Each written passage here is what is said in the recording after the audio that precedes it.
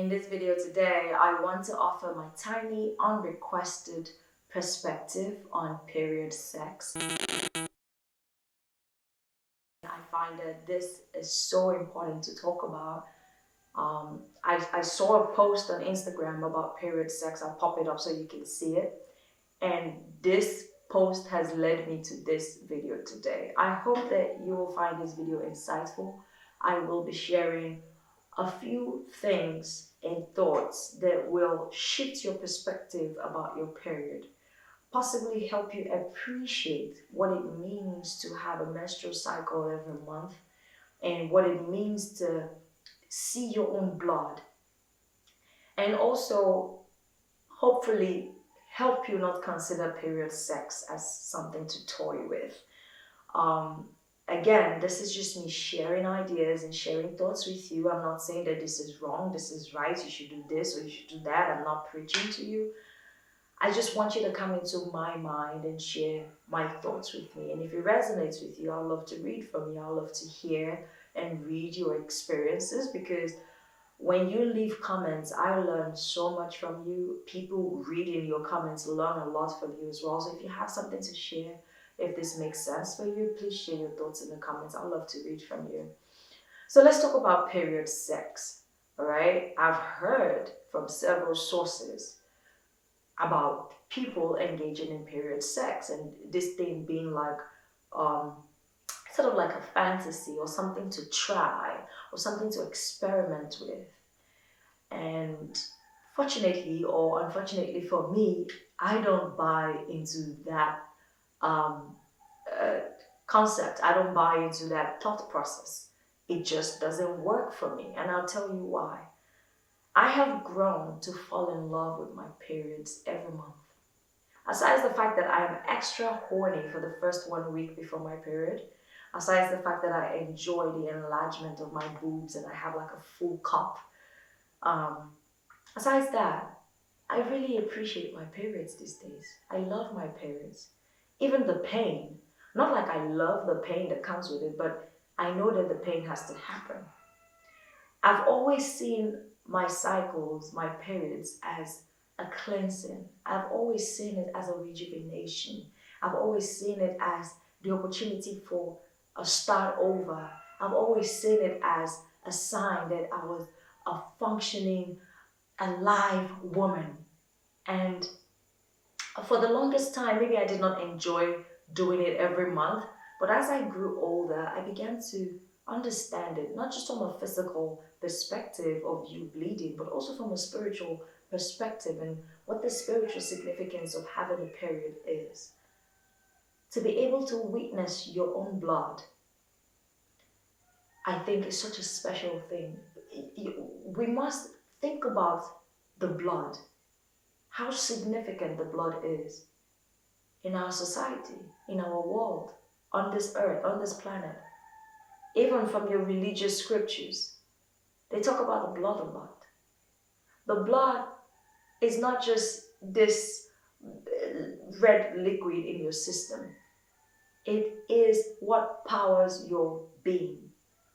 Without blood in your body, you're nothing, you're gone. Your blood holds data and information from a spiritual and energetic point of view, even biologically. Your blood is what I've heard this expression before about the blood being the bridge between the spirit and the body.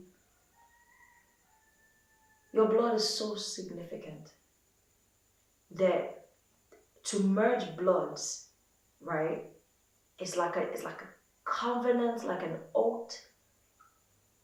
It's like a pact that is not easily broken. Why do you want to merge bloods? Why do you want to merge worlds like that? I'll take you back into the significance, or one of the significances of the virgin ritual for marriage.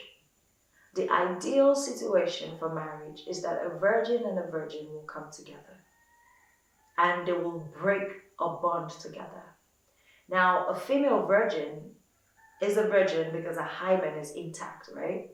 Now, Once the hymen is cut or broken loose, blood spills. That blood spilling is a sign that the hymen has broken. It's the sign that that has been opened up. That portal has been opened up. And so imagine a virgin man and a virgin woman having sex for the first time as man and wife, which is the ideal. A virgin man goes into his virgin bride and the blood spills. At that particular moment, there's a covenant created between the two. There's a bond created between the two. There's a pact. And it is sealed with blood, automatically. Sealed with blood. I have come to understand this in such a new way that I feel like period sex might be yet another way to have a pact with your husband, to have a pact and a covenant with your partner. Not that it is a, what's the word? Why do I keep on looking for words? Not that it is a replacement for the virgin union between two people, but that it can serve a similar purpose of creating a covenant, of creating a bond, of merging walls, of merging souls, of merging identities, of merging data and information between the two energies, between the two energetic bodies. And so when I saw this post on Instagram, and it was getting a lot of traction because, of course, people like to talk about sex, but they pretend that they don't like to talk about sex. And of course, sex does stir up a lot of conversation because it is that thing that is so prevalent in our culture, and it is so human. It is so biological, it is so spiritual, it is so human, it is so us, it's so natural. So of course, everybody wants to talk about sex. But can we not educate ourselves in the wrong way? Can we not steer ourselves into paths that we do not understand? Do you really want to be having a blood pact with someone? I don't think so.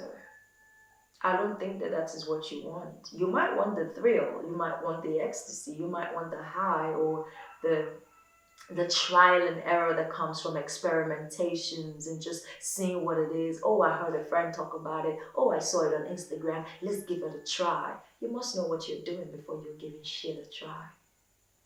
We have to bring our conscious awareness to all things. And I just feel like this is one of those things that comes up for me a lot, because I am beginning to understand more and more the power that having a period is as a woman.